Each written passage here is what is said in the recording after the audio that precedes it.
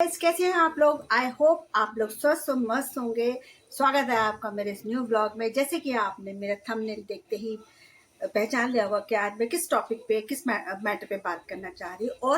और वो मेरे साथ फ्रेंड्स गाइस, वो मेरे साथ एक्सपीरियंस भी है जो मैं आपके साथ शेयर करना चाहूँगी, ताकि आप लोग भी इस तरह से जो फ्रॉड्स आजकल स्कैम बहुत चल रहा है ऑनलाइन, तो आप लोग भी सतर्क रहें। नंबर 1 जो मेरे साथ हुआ, मेरे को 1 महीने पहले फ़ोन आया कि मेरा उसने नाम बोला। उसने बोला कि आपकी केवाईसी मैडम अपडेट होनी है और हम कर देंगे। मैंने कहा अच्छा क्यों। वैसे तो मुझे इस विषय में मालूम था, लेकिन फिर भी मैंने कहा चलो देखती हूँ क्या कहता है ये। तो मैंने कहा हाँ बताइए सर क्या करूँ मैं। तो कहने लगा आपको मैं एक लिंक भेजूंगा और मैं केवाईसी आपकी अपडेट कर दूंगा। आपको कहने लगा आपको बैंक भी जाने की ज़रूरत नहीं है। मैंने कहा अच्छा कैसे करोगे भैया आप।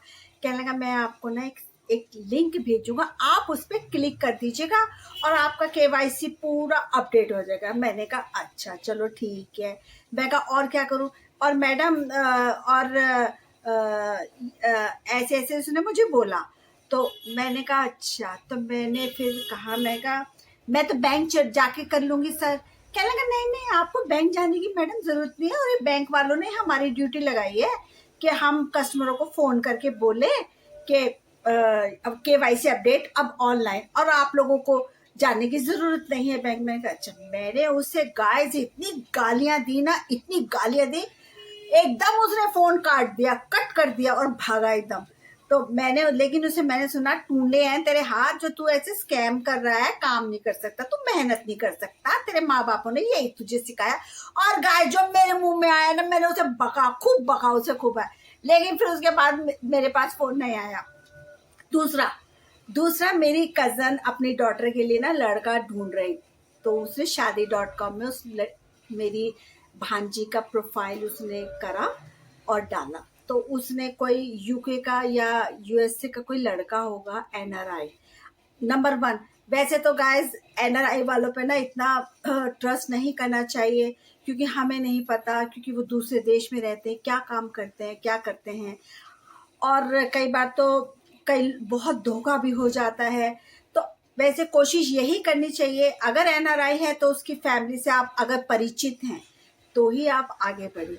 तो मैंने उससे मेरी कज़न उस लड़के ने उस लड़की से वार्तालाप करना शुरू करा, वीडियो कॉल वगैरह खूब होती थी। और उसने कहा कि मैं तो आ रहा हूँ इंडिया और इस डेट को आ रहा हूँ, मेरी एयरलाइन बुक करी। और उसने एयरलाइन में बैठे बैठे वाला भी फोटो उसने पोस्ट कर दिया, डाल दिया, उसको कर दिया। तो फिर वहां पे फिर उसके पास फोन आया लड़की के पास कि मैं बोल रहा हूँ और यहाँ पे मैं फंस गया हूँ और मुझे एयरपोर्ट सिक्योरिटी ने ना मुझे रोक लिया है और वो इतने इतने पैसे मांग रहे हैं। तो मेरी मेरी भांजी ने कहा वो क्यों मांग रहे हैं। कि नहीं मेरे पास कुछ सामान है, वो ड्यूटी मांग रहे हैं, एयरपोर्ट ड्यूटी। तो उसने अपनी माँ को फोन लगाया। फिर मेरी कजन ने मुझे फोन लगाया। मैंने कहा अच्छा। मैं कहा ऐसा है, उसे बोलो एयरपोर्ट पे फॉरेन करेंसी होती है, लाया तो होगा अपने साथ वो डॉलर या पाउंड जो भी होते। जो भी कोई ट्रेवलर अगर आता है इंडिया में तो वो अपने साथ करेंसी लेके आता है अपने देश की, और यहाँ पे वो भुनवा लेता है। एयरपोर्ट पे बहुत सारे काउंटर बने होते हैं गाइस।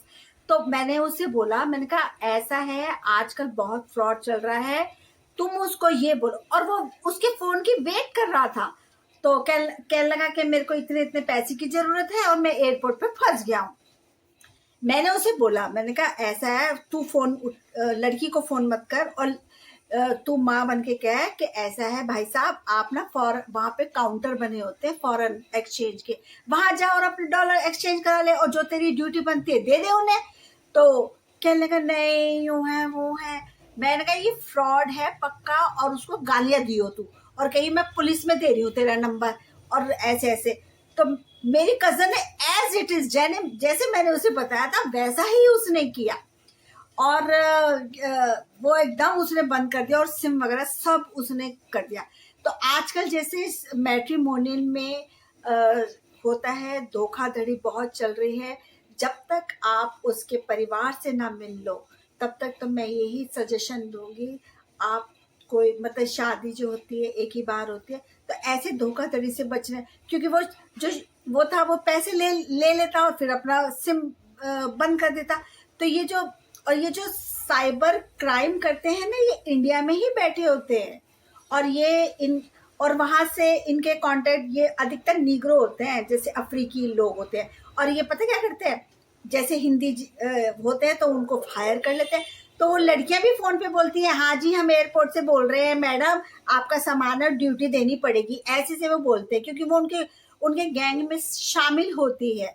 तो इसलिए, और जो साइबर क्राइम है आजकल तो बहुत आ रहा है कि फोन आते हैं, कहते हैं कि आपके लड़के ने रेप कर दिया, आपके लड़के ने ड्रग्स में पकड़ा गया है और वो हमारे पास है, हम सीबीआई से बोल रहे हैं, ये है वो है, इतने पैसे दे दो, आपका लड़का सुरक्षित घर पहुंच जाएगा।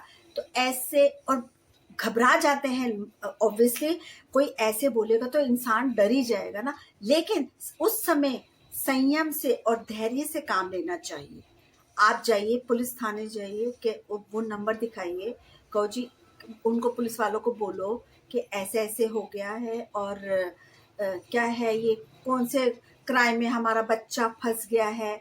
तो इस तरह के जो आते हैं आजकल तो, और हमेशा जो भी गवर्नमेंट एडवाइजरी करती है वो हमारे भले के लिए होती है, ठीक है।